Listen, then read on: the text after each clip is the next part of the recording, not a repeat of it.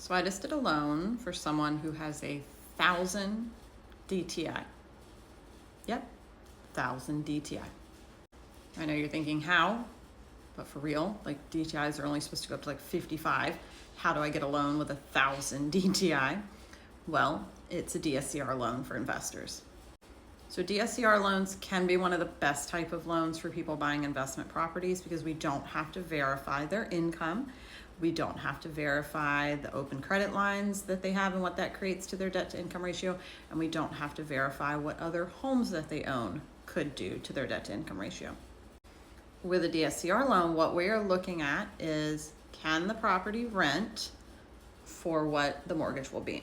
So we get a special type of appraisal that tells us what the property should rent for, and that goes against what the mortgage is. So for example, if a property can rent for $4,000 and the mortgage is $4,000, we have a 1-to-1 ratio, which is about the max you can typically carry with DSCR. Depending on the investor, sometimes if you're a previous investor, you can go slightly above that where you're actually negative cash flow, but typically you're looking at a 1-to-1 or better ratio. So for example, home can rent for $3,500, mortgage is $3,000.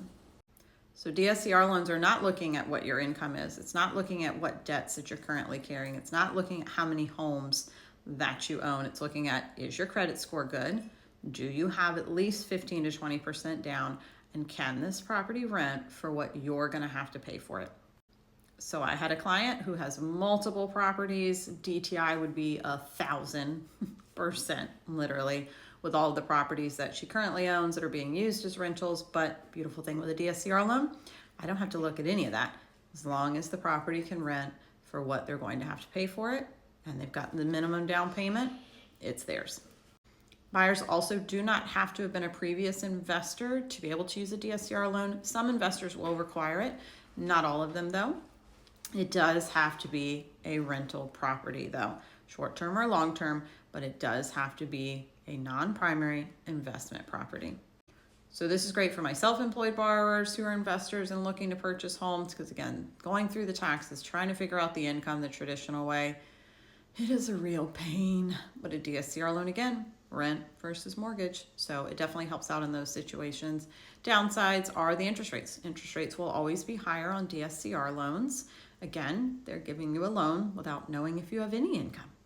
So rates will always be higher, although some of my DSCR individuals will refinance those later into regular conventional loans. It just depends. But rates will always be higher. Another good thing about the DSCR loans is with that 15% down, you also don't have mortgage insurance where you typically would if you weren't putting 20%. Definitely some advantages to DSCR loans, can be really helpful for your investors. If you have any questions about a DSCR loan or have people who are contemplating it, let me know.